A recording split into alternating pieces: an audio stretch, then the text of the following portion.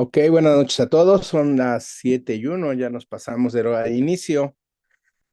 Este es Latin American Intelligence in Oncology Network y el tema a tratar hoy es inteligencia artificial en cáncer colorectal, desafíos regionales en Latinoamérica. Antes de empezar nuestra sesión, vamos a compartir un material audiovisual e institucional que se ha preparado para este grupo. Adelante.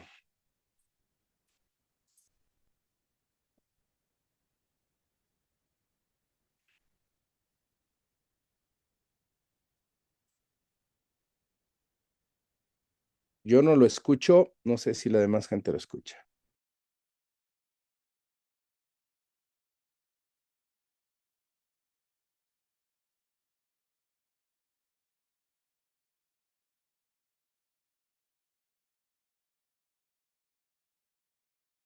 Bienvenidos al programa latinoamericano de oncología en inteligencia artificial, LION, un espacio donde la innovación, la ciencia y la medicina se encuentran para transformar el futuro de la oncología. A través de este conversatorio mensual, reunimos especialistas para dialogar sobre el impacto real de la inteligencia artificial en el cuidado de los pacientes. Te invitamos a seguir nuestro canal de YouTube y nuestras redes sociales para no perderte los próximos encuentros. Y si formas parte del área médica, podrás unirte también a la conversación en vivo a través de Zoom.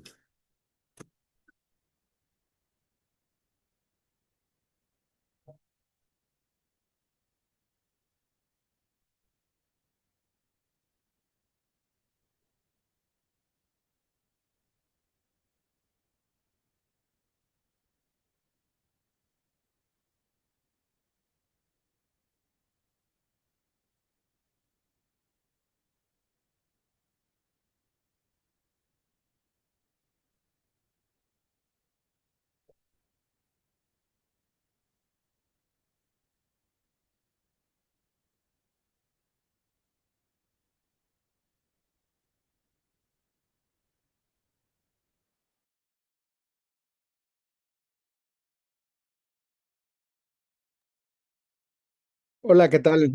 Eh, Nuevamente damos la bienvenida para los que se van integrando. Es el tercer conversatorio del programa de Lion y es un gusto contar con todos ustedes en este espacio de encuentro académico en el que buscamos reflexionar sobre los temas prioritarios en oncología, como el cáncer de colon en esta ocasión, y sobre cómo la inteligencia artificial puede contribuir a una medicina cada vez más precisa, oportuna y cooperativa.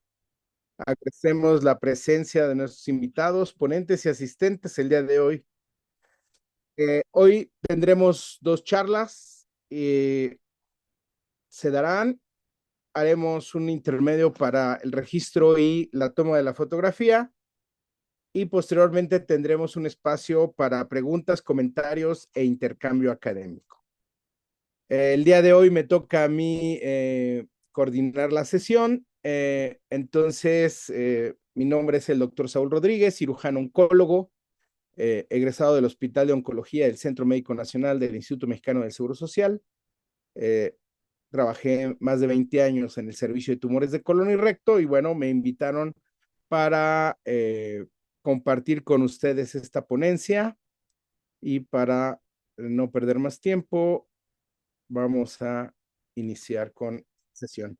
El tema que a mí me correspondió fue la colonoscopía asistida por computadora o inteligencia artificial y su impacto en la tasa de detección de adenomas y falsos positivos.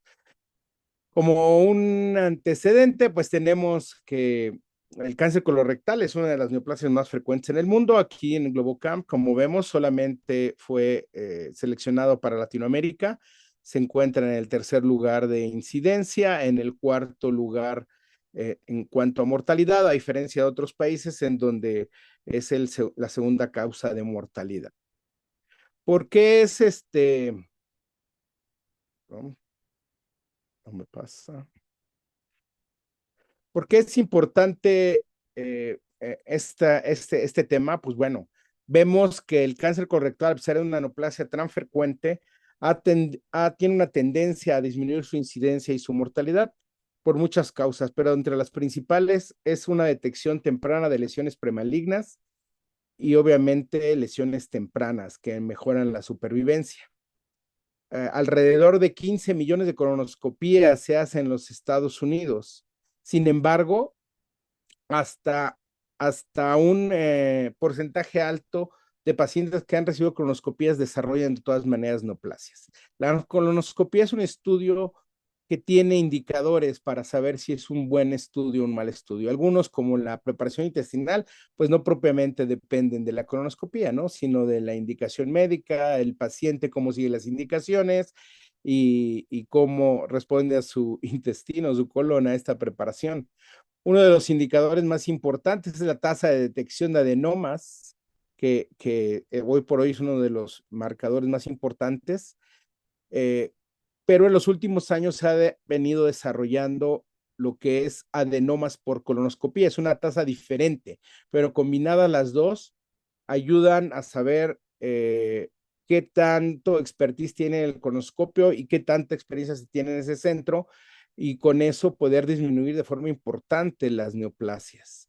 Se considera que entre un 25 hasta un 27% de pacientes que han tenido una colonoscopía en los 3 años anteriores desarrollan cáncer colorectal post-colonoscopía. Y esto es precisamente porque no se han detectado muchas de las lesiones.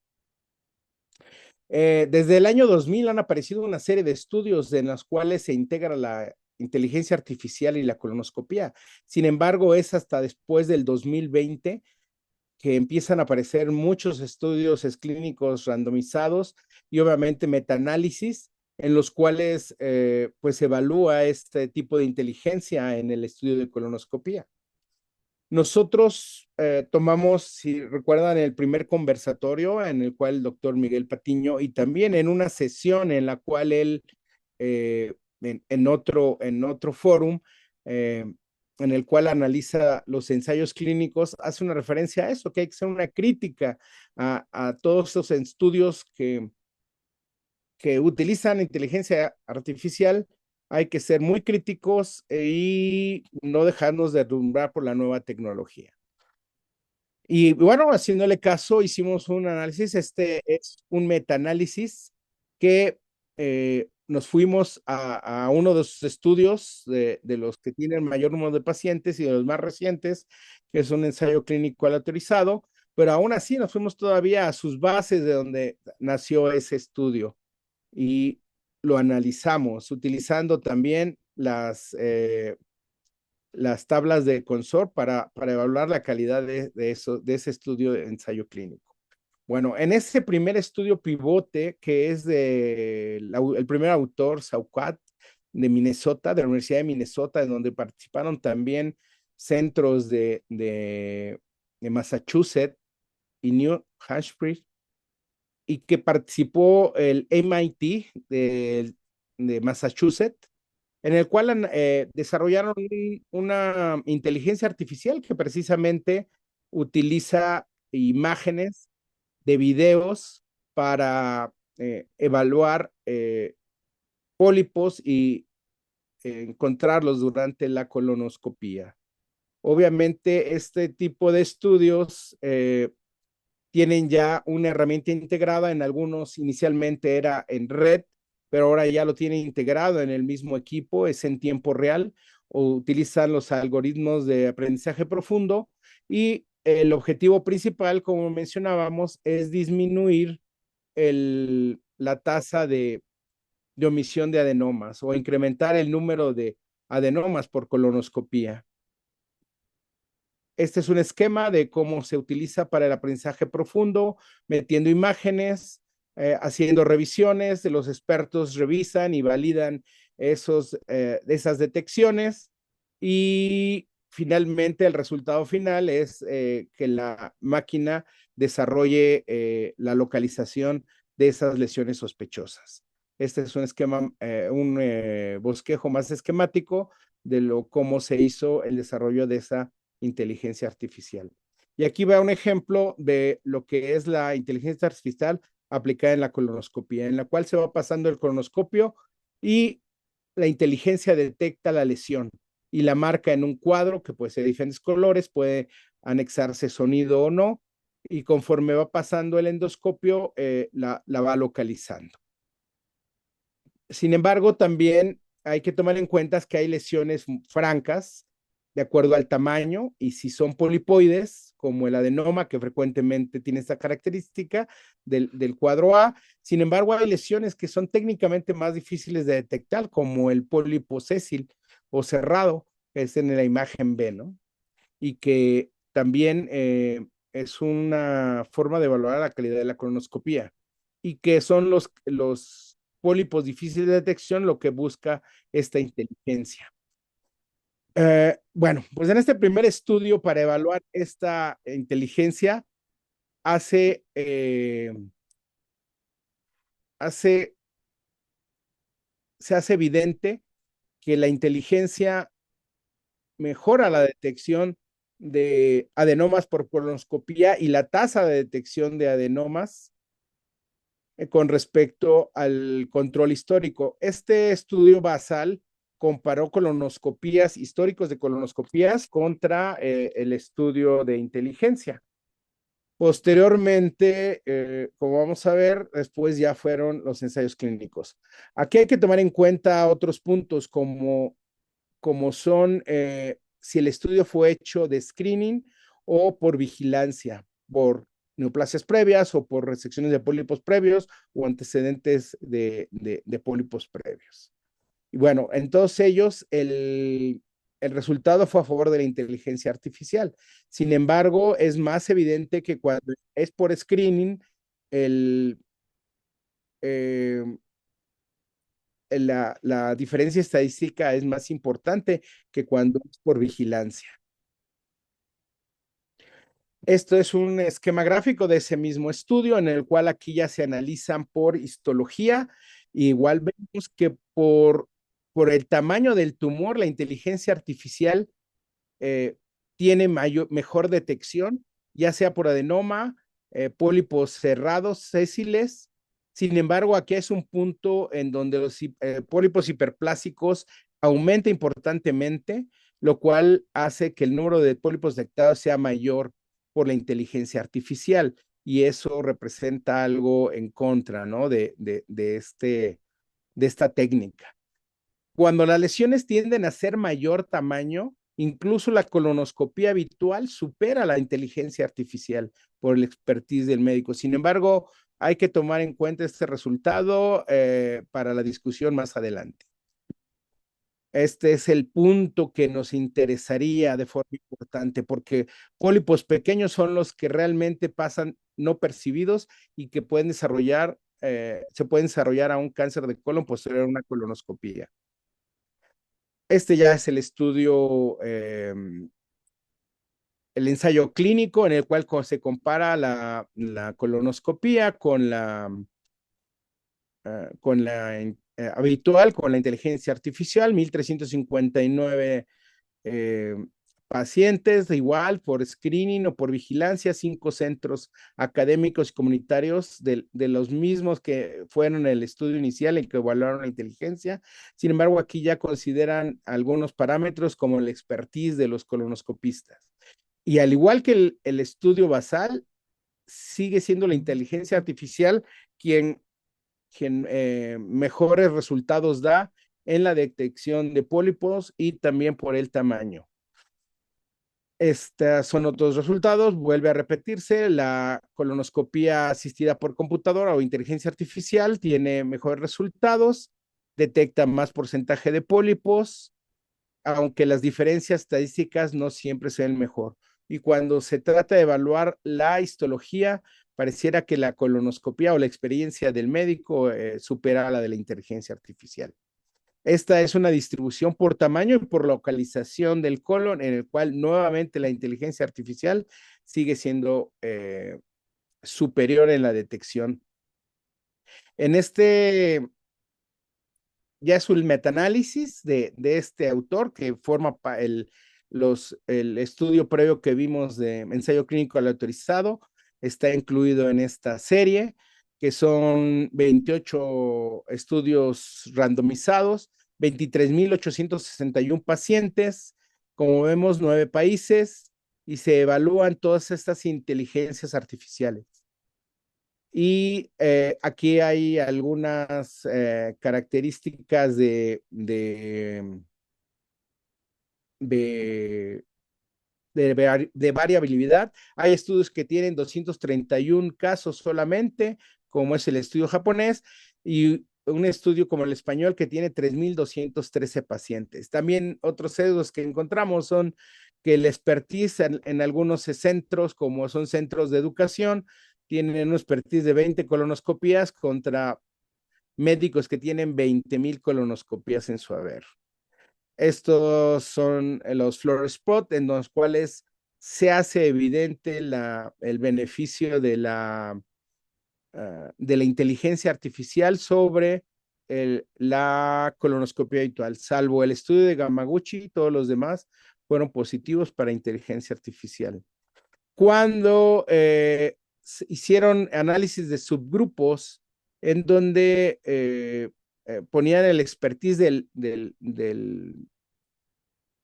colonoscopista, aún así la inteligencia artificial salió con mayor, con el beneficio de localizar más pólipos. En también, donde se compara la inteligencia artificial contra adenomas que no se encontraron o omitidos, también la inteligencia artificial porcentualmente tiene un beneficio.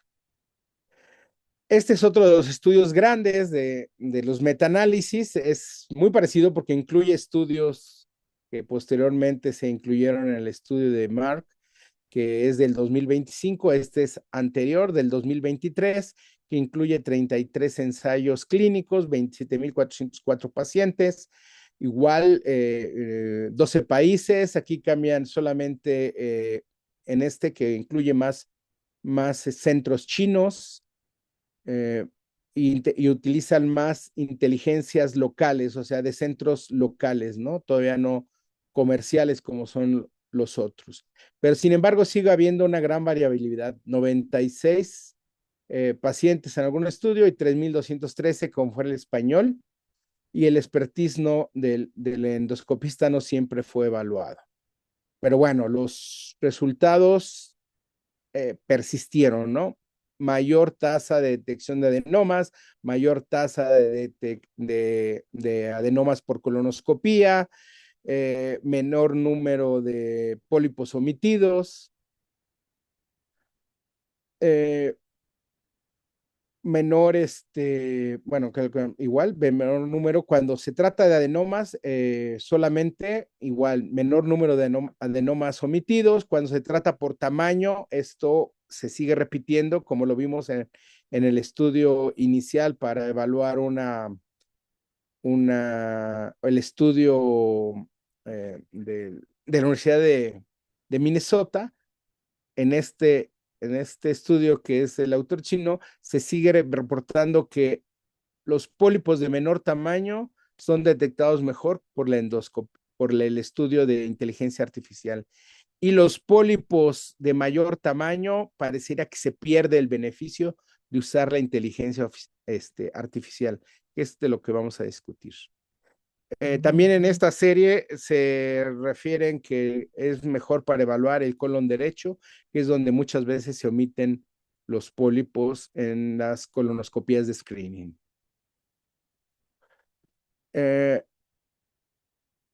Cuando se evalúa el adenoma por colonoscopía, sigue habiendo una diferencia significativa cuando son los pólipos de menor tamaño o del colon derecho. Cuando hablamos específicamente por histología, aquí es el punto en contra que tiene la inteligencia artificial, donde las lesiones no neoplásicas o sin riesgo, pues se detectan en un porcentaje mayor, y es una de las críticas importantes que le hacen al estudio, ¿no?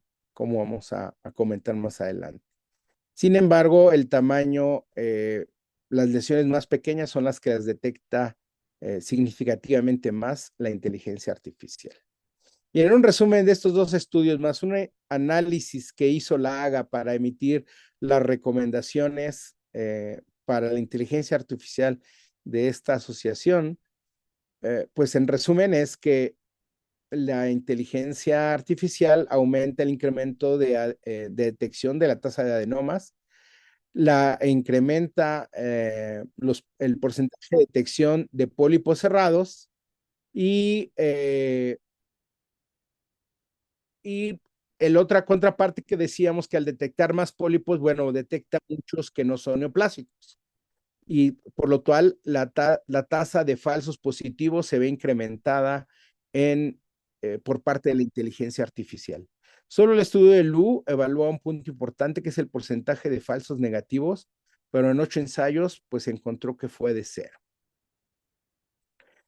¿Cuál es el impacto sobre la tasa de detección de adenomas? Pues un incremento significativo en los diferentes estudios de 8 hasta por más del 20%.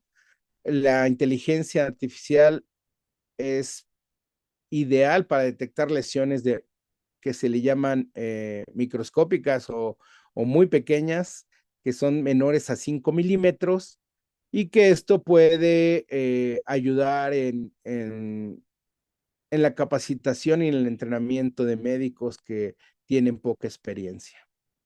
La causa de falsos positivos, pues bueno, hay algunas que no dependen de inteligencia, son propias del estudio, pero principalmente para la inteligencia artificial, pues son los defectos de la programación.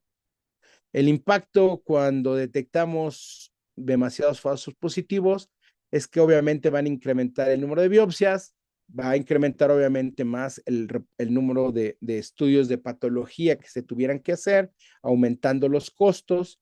También, aunque en algunos estudios es poco significativo, incrementa el tiempo del procedimiento y puede incrementar al reportarse pólipos, un incremento en las colonoscopías de control. Y eso obviamente implica mayor gasto para el paciente o para las instituciones, ¿no?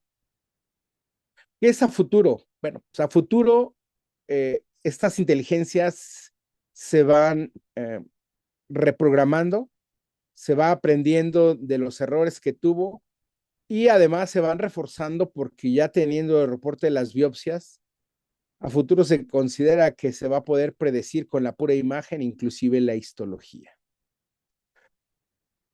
Sin embargo, el análisis de conciencia que se hace en base a los resultados obtenidos, los porcentajes tan estadísticos tan limítrofes, la heterogeneidad que tienen los estudios tan alta, porque la mayoría de los estudios fue de moderada a alta, la Asociación de Gastrointestinal Americana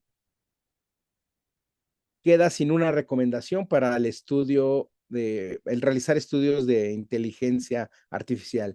No dice que no se hagan, pero tampoco la recomienda. ¿Cuál es su recomendación? Que estos estudios requieren seguimiento a largo plazo para poder evaluar realmente su beneficio.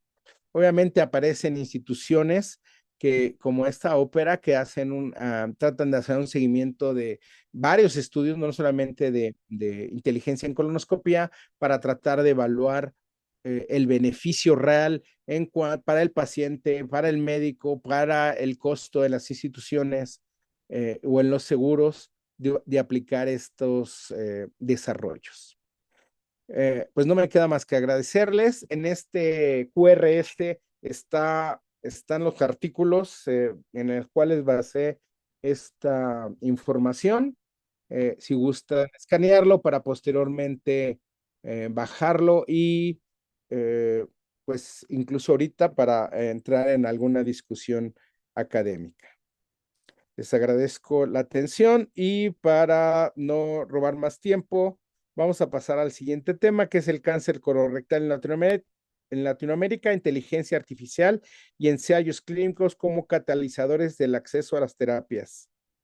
Y para eso me permito presentar a la doctora Ana Isabel Nieva Silva, que nos honra con su participación. Ella es oncóloga clínica mexicana especializada en oncología molecular y medicina de precisión. Su trayectoria integra práctica clínica, investigación oncológica y participación en ensayos clínicos, con especial interés en biomarcadores moleculares, cáncer de colorectal y acceso a terapias innovadoras. Actualmente desarrolla su práctica en Puebla y dirige el Centro de Infusión Salud Cor en Córdoba, Veracruz. Doctora, es un honor estar con que nos haya acompañado y aceptado la invitación. La dejamos para su presentación. Mil gracias. Al contrario, para mí es un placer poder compartir esta sesión con ustedes. Eh, Reiterar mi agradecimiento al Grupo Latinoamericano de Inteligencia Artificial con aplicación en oncología por su amable invitación. Ya el doctor Saúl fue tan amable de decirnos cuál es el tema que vamos a abordar el día de hoy. Y pues más que hablar de tecnología, de todos estos avances que en este grupo tienen perfectamente estudiados, a mí me gustaría hablar más sobre acceso y sobre equidad, que creo que es el problema que aqueja a la mayoría de los países en Latinoamérica. Entonces, justo empiezo con planteando esta pregunta: ¿cómo podemos hablar de medicina de precisión si millones de pacientes en Latinoamérica siguen diagnosticándose tarde y tienen todavía un acceso limitado a toda esta innovación? Y es que el problema del cáncer de colon en Latinoamérica no es una crisis silenciosa. Cada año se diagnostican más de 240,000 casos nuevos y de estos 120,000 muertes anuales. Quiere decir que en nuestra región la relación entre la incidencia y la mortalidad es muy estrecha. Significa que la gran mayoría de los pacientes que se están diagnosticando con cáncer de colon están falleciendo a causa de la enfermedad. Entonces, es relevante establecer este contexto y por qué en Latinoamérica el cáncer de colon es el tercer cáncer más diagnosticado. Además, es la segunda causa de muerte por cáncer en varios países de la región, superando a los clásicos como cáncer de mama, cáncer de próstata o cáncer de pulmón. Entonces, se estima que estos 240,000 casos nuevos y más de 120,000 muertes ocurren cada año en América Latina y el Caribe. A diferencia de lo que ocurre en países en desarrollo, donde el porcentaje de curación va a ser mayor porque van a estar diagnosticando a los pacientes gracias a estos programas de tamizaje que están perfectamente estandarizados. Aquí les pongo en el mapa cómo en muchos países de Latinoamérica más de la mitad, es decir, entre el 50 y el 65% de los pacientes van a ser diagnosticadas en etapas 3, que corresponden a la enfermedad localmente avanzada, y en etapas 4, que es la enfermedad avanzada o con metástasis.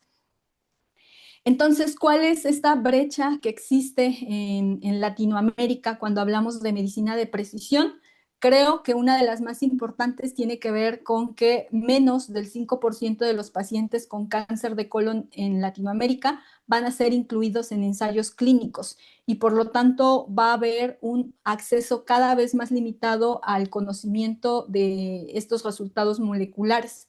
Ya hablamos de que más del 40 al 50% de los pacientes se siguen diagnosticando en enfermedad avanzada y de este porcentaje de pacientes que se diagnostican con cáncer de colon, es relevante hacer notar que hasta la mitad podrían ser susceptibles de un tratamiento dirigido porque hasta un 40 o 50% va a tener algún biomarcador que sí es accionable. Entonces surge la necesidad de hacer una mayor implementación de la determinación de estas pruebas, dar acceso a las terapias dirigidas a la inmunoterapia e incrementar la participación en los ensayos clínicos. Entonces, la pregunta hoy no es si vamos a elegir entre inteligencia artificial y ensayos clínicos o si vamos a adoptar o no la inteligencia artificial.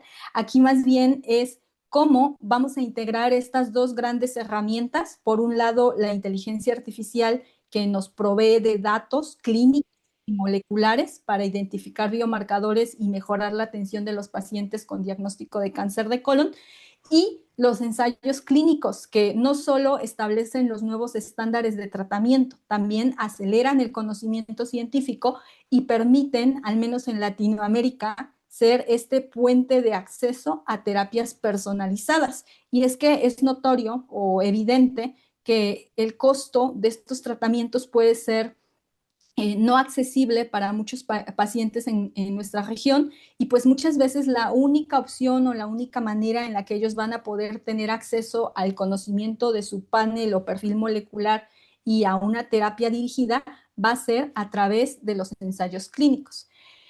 Y sin embargo, les decía, la constante en Latinoamérica es el diagnóstico tardío, y esto al final se va a traducir en una menor supervivencia, mayor carga económica y mayor impacto social.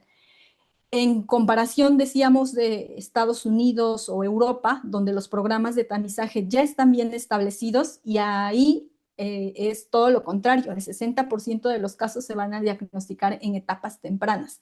Este diagnóstico temprano, esta etapa temprana va a cambiar relativamente o radicalmente, mejor dicho, la supervivencia, y entonces pareciera que el pronóstico no está determinado por el tumor o por la biología del cáncer de colon, sino por el sistema. Entonces, les muestro aquí cuáles son estos retos que nosotros enfrentamos en Latinoamérica. Uno, el primero ya lo discutió el doctor Saúl, que tiene que ver con el acceso a los estudios de colonoscopía, el retraso en el diagnóstico, la baja disponibilidad de biomarcadores y la fragmentación del sistema de salud. Por lo menos aquí en México se está buscando hacer una integración de los servicios de salud, pero estamos todavía lejos de tener un sistema de salud estandarizado. Y vi por acá en nuestros participantes que muchos de los que están conectados esta noche son estudiantes de medicina de un grupo particular que es ASCO-SIC. ASCO-SIC está promoviendo toda una iniciativa de inteligencia artificial y están educando sin duda a muchos estudiantes de medicina y personas que en general tienen interés en la oncología. Y me gustaría recordarles que el cáncer colorectal entonces no es una enfermedad única, es molecularmente heterogénea, y en la actualidad todos estos son los biomarcadores que tenemos identificados, y los que yo les subrayé en azul y rojo son aquellos que son susceptibles de una terapia dirigida. Antes solíamos guiar la terapia en el escenario de enfermedad avanzada o metastásica únicamente basado en nuestro conocimiento de si este paciente presentaba mutaciones de KRAS o no. Y teníamos nuestros dos grandes grupos, estos pacientes con mutaciones accionables en KRAS y aquellos que no lo tenían, o esta población wild type. Con el tiempo se han ido añadiendo otros biomarcadores como la inestabilidad microsatelital, las mutaciones en BRAF, particularmente BRAF B600S, recientemente la amplificación de HER2 y mutaciones puntuales en KRAS como KRAS G12C, y así se van sumando cada vez más blancos terapéuticos. Y con ese conocimiento, con esa información que mencionábamos anteriormente, en la actualidad sabemos que más de la mitad de los pacientes pueden beneficiarse de terapias dirigidas y además de inmunoterapia basada en la presencia o no de estos biomarcadores. Entonces, vamos a enfrentar, sí, retos. Creo que el más importante, y lo vamos a hablar seguramente a lo largo del conversatorio, va a ser, en primer lugar, el acceso limitado a la secuencia de siguiente generación. Y en aquellos centros donde ya hemos saltado esa brecha y los estudios de secuenciación de siguiente generación son nuestro día a día, seguimos enfrentando el problema del retraso en la entrega de los resultados. En algunas regiones del país y en algunos otros países hemos visto también que es variable la integración todavía de este conocimiento molecular a la hora de tomar decisiones terapéuticas, y por lo tanto la medicina de precisión aún no es equitativa en Latinoamérica.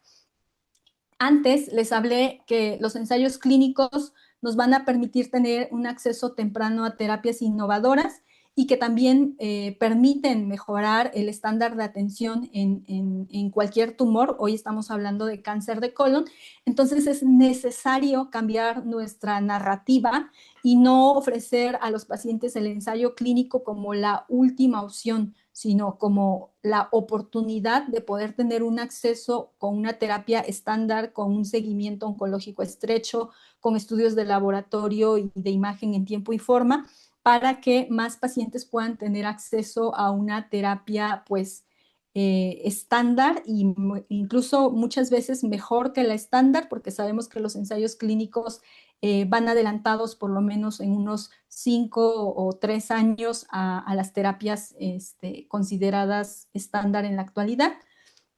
Es una realidad también que menos del 5% de los pacientes en Latinoamérica son incluidos en ensayos clínicos. Todavía tenemos esta falsa idea o esta idea de que el paciente que es incluido en ensayo clínico es un paciente con el que se van a hacer experimentos casi casi como conejillo de indias, y ese pensamiento está muy difundido en Latinoamérica y podríamos decir que es una de las principales razones por las que los pacientes no tienen acceso, pero otra parte sí es responsabilidad de nosotros como divulgadores de información científica, que muchas veces los pacientes ni siquiera saben que existen los ensayos clínicos, y esto limita su acceso a esta innovación terapéutica.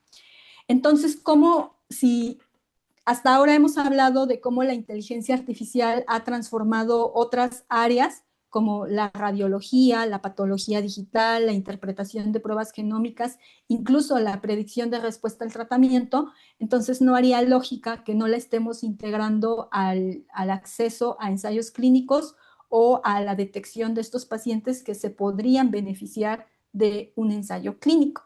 En cáncer colorectal en particular, algunas de las aplicaciones emergentes y que son muy alentadoras para nuestra región tiene que ver con la determinación o la predicción de algunos biomarcadores como la inestabilidad microsatelital, que en la actualidad podemos hacerla a través de inmunohistoquímica o estudios de secuenciación de siguiente generación.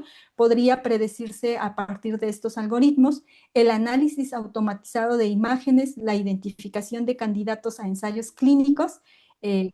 Hemos todos oído acerca de estas aplicaciones donde el paciente puede hacer match literal con un ensayo clínico que esté en otra parte de la región, y eso es sumamente valioso. Para los que nos dedicamos a la investigación clínica, sabemos el reto de conseguir un paciente que sea o que cumpla con los criterios de inclusión, que el paciente quede de este proceso de screening, y la idea o la intención entonces es ya no estar persiguiendo pacientes, sino que estas aplicaciones nos permitan identificar a los pacientes casi, casi que en tiempo real. También, pues sabemos el papel de la inteligencia artificial en la optimización de decisiones terapéuticas. Entonces, no todo es malo, no es mi intención desanimarlos cuando hablamos de nuestro estado actual en Latinoamérica. También Latinoamérica tiene grandes ventajas. Dentro de las 3 más importantes, yo incluiría la gran cantidad de pacientes o el volumen de pacientes que atendemos los oncólogos en Latinoamérica, la diversidad genética y que tenemos o contamos con investigadores altamente capacitados. De modo que el mensaje es: Latinoamérica podría ser protagonista en investigación oncológica global o podríamos seguir siendo espectadores.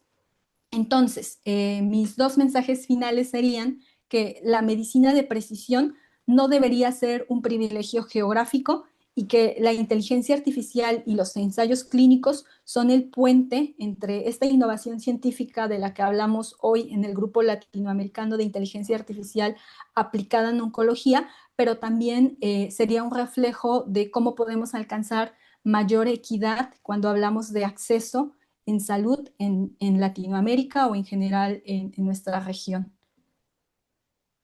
Gracias, doctor. Regreso con usted. Muchas gracias, doctora. Excelente plática para abrir discusión. Antes de Ay, no sé por qué no se prende mi cámara. Ok, ya. Les pediríamos a los que gusten, si abran su cámara.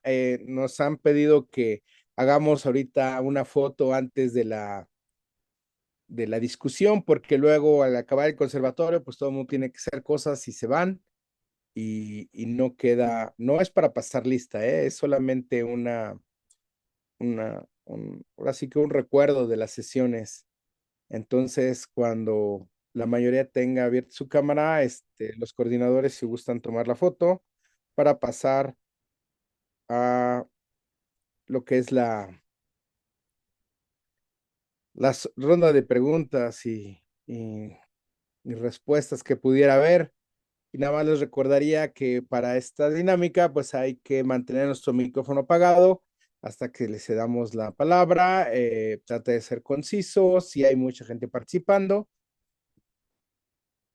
ser breves en las preguntas, como trataremos de ser concisos los que tengamos que responder. No veo que nada más abra la cámara, no sé si con eso somos suficientes para tomar la foto, para no perder más tiempo en el conversatorio.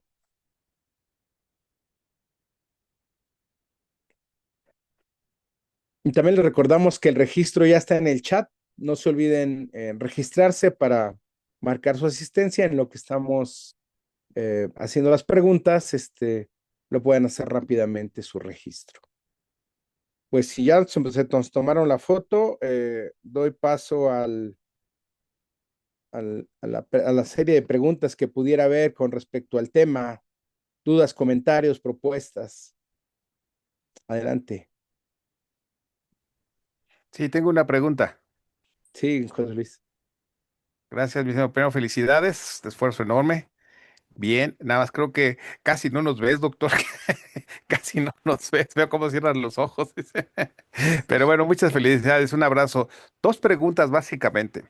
O sea, yo creo que mucho se hace sobre expectativas de inteligencia artificial y sobre biología molecular y ver cómo puedes unificar los datos de biología molecular hacia lo que puede hacer la inteligencia artificial.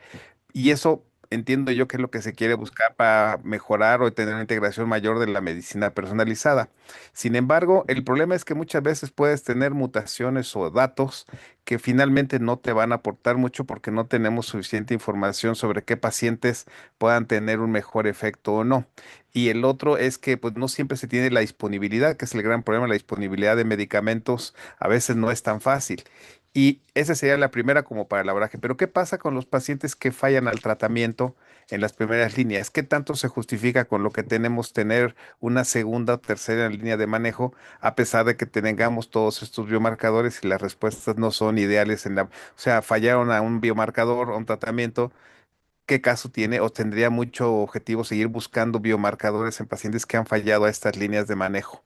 Serían las dos preguntas. Doctora Nieva, por favor, si nos ayuda contestándolas.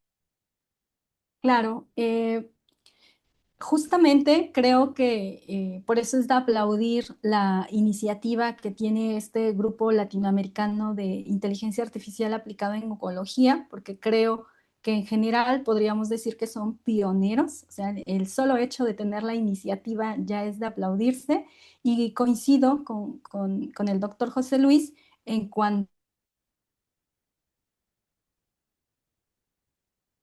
que tenemos disponibilidad de tantos biomarcadores y de tantas terapias dirigidas, cuando a veces en nuestra práctica clínica en Latinoamérica solamente tenemos como opciones de tratamiento quimioterapia. En algunos centros ni siquiera se hace el panel inicial de CARRAS pero creo que así pasó con otros muchos avances en oncología. En un inicio, entre el acceso, entre temas de disponibilidad, pero creo que vamos avanzando en cuanto al hecho de que nuestros pacientes puedan estar incluidos en ensayos clínicos, a que puedan tener cierta representación. Y justamente el reto es en la parte clínica, de realmente toda esta información que nos puede aportar la inteligencia artificial y toda esta información de biomarcadores, si realmente la vamos a aterrizar en los pacientes. La pregunta o la respuesta es sí. Creo que la clave tiene que ver con la navegación que podamos hacer con los pacientes, con el acompañamiento que podamos tener y realmente entendemos que para la práctica que nosotros desarrollamos en Latinoamérica, uno de los recursos más valiosos con los que deberíamos contar o optimizar es el tiempo y justamente el incluir inteligencia artificial en nuestra práctica diaria nos permite optimizar ese recurso que al final es muy valioso. En relación a las líneas de tratamiento, la respuesta también es sí, sobre todo porque si atendemos a la recomendación de solicitar estos biomarcadores desde el inicio, al estar en constante comunicación con el patólogo, con el oncólogo, sobre la existencia o no de estos biomarcadores, nos va a permitir ofrecer cada vez mejores líneas de tratamiento a los pacientes y alargar esta supervivencia y sobre todo esta calidad de vida que buscamos como nuestros principales objetivos.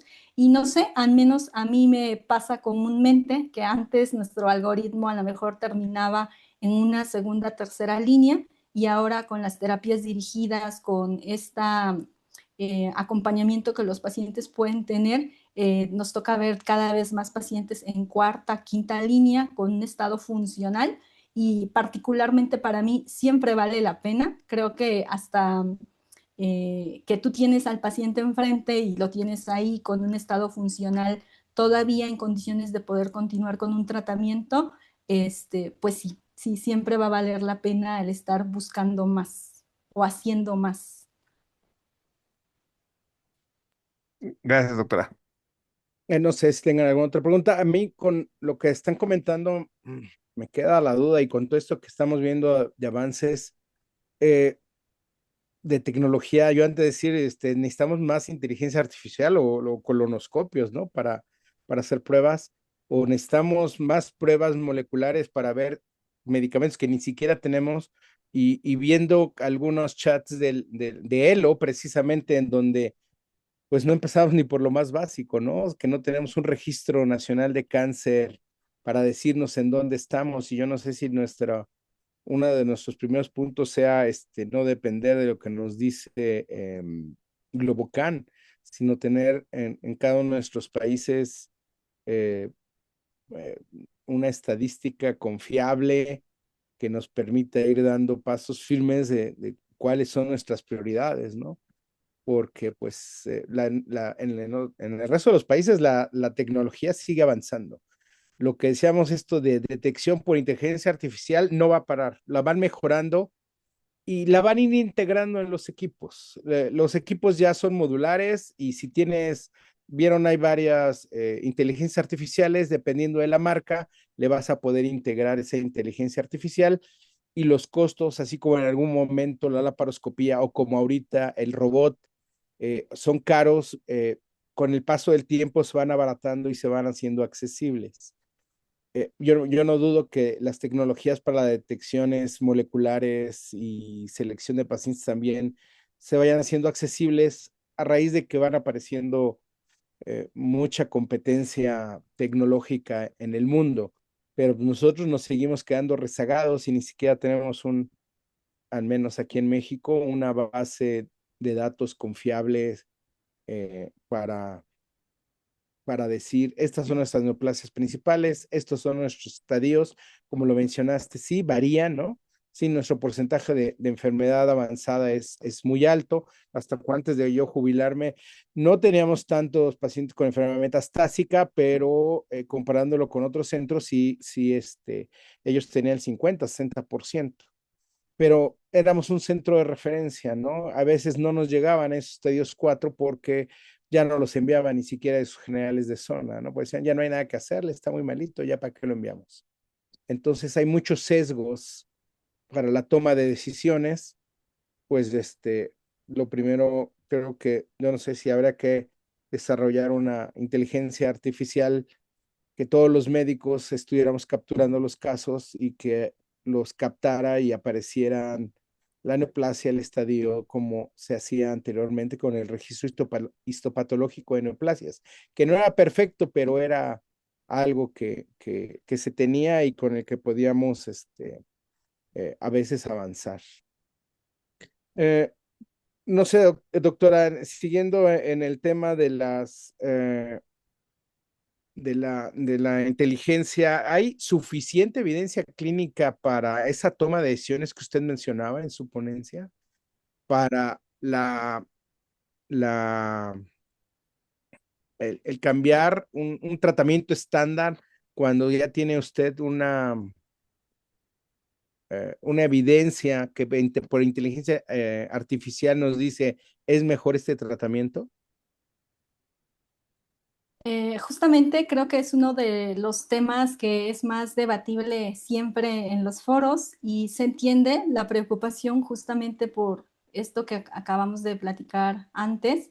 Y sin embargo, siempre hemos recalcado que esta inteligencia artificial no sustituye el criterio clínico, no sustituye al final del día o no podría valorar ciertas condiciones que únicamente el oncólogo puede realizar. Sin embargo, esta aplicación que yo les mencionaba tiene que ver más con optimizar nuestras decisiones clínicas, es decir, no cambia el juicio o el juicio clínico del oncólogo, sino que más bien viene a facilitar la toma de decisiones. Y es que seguramente mis compañeros oncólogos aquí presentes saben que los avances en oncología son todos los días. O sea, tú entras a cualquiera de las guías y se está actualizando continuamente, continuamente. Y esto tiene que ver con la publicación de resultados, ensayos clínicos, evidencia, todo esto que hemos platicado. Y el oncólogo, si atendemos a nuestra realidad en México, es un oncólogo que si trabaja en un hospital público va a ver alrededor, al menos aquí en México, de 20 a 25 pacientes diarios. Va a tener que hacerse cargo de un servicio de urgencias, si es que tiene alguna interconsulta, tiene que atender a sus pacientes hospitalizados, tiene que atender a sus alumnos, porque además muchos se desempeñan como profesores de cursos de oncología, tienen que tener múltiples actividades administrativas, que al final del día todo esto te demanda tiempo. Entonces, tú asistirte de estas plataformas no es un lujo, es una necesidad. Por eso el mensaje hoy va dirigido a ver esta innovación no como el sustituto del oncólogo, no como el que va a tomar las decisiones, sino el que te va a permitir analizar mayor información, analizar más datos, analizar información en la actualidad y aplicarla al final del día en tu paciente. Entonces, respondiendo de manera puntual a la pregunta, la evidencia existe, los estudios existen, pero al final del día quien toma la decisión final es el oncólogo. Ok, gracias. No tenía nombre, 23122 PCGD. Soy yo. Buenas tardes, felicidades. Es que no sé qué cambio dice que no aparece mi nombre, pero soy la doctora Ana Castrita y soy oncóloga médica. Y pues muchas felicidades por esta sesión. Y doctor Saúl Rodríguez, tú que estás más en el diagnóstico inicial más que antes que los oncos médicos, sí se hace cada vez más diagnóstico con colonoscopios que son asistidos por computadora. ¿Sí ves el acceso como algo ya más habitual o es algo que también estamos rezagados? No, es algo que estamos rezagados. De hecho, la recomendación que hace la AGA va a limitar el que ya lo adquieran, digamos, en forma estandarizada, por ejemplo, todos los hospitales en Estados Unidos. Con esa recomendación que hace, pues muchos van a continuar igual, no van a incrementar los costos y pues obviamente en México tenemos listas de espera para colonoscopías y no de screening. Tenemos listas de esperas para pacientes que tienen síntomas. Recuerden que eso, dentro de los estudios hay ese sesgo que a lo mejor limita mucho que fuera más evidente estadísticamente la inteligencia artificial. En algunos estudios entran pacientes que tienen inmunistoquímica positiva en las heces, o sea, algo tienen y con síntomas. Eso sesga. Los estudios deben estar dirigidos en pacientes asintomáticos. Obviamente todos los estudios fueron eliminados pacientes con enfermedad inflamatoria del colon o con antecedentes de pólipos en la familia, ¿no? Entonces, vamos retrasados, necesitamos más equipos de colonoscopios, estamos muy rebasados y obviamente nuestro porcentaje de adenomas no detectados es alto. ¿Por qué? Porque solamente hay un colonoscopista.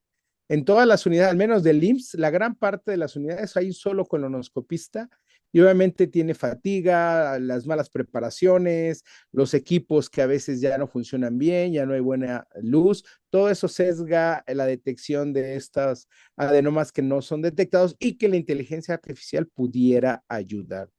Doctora Alejandra, diga, adelante, abra su micrófono, por favor.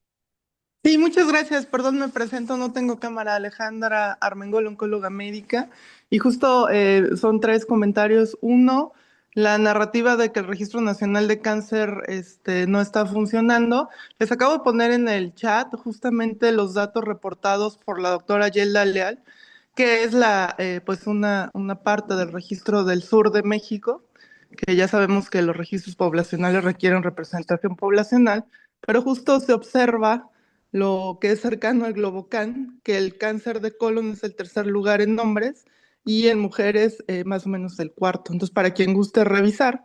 Y lo segundo de aclarar es que actualmente el Registro Nacional de Cáncer está operando, es decir, está recabando datos y esto quiere decir que se requieren varios años, ¿no? Para poder reportar, digamos, con solidez lo que dice el registro.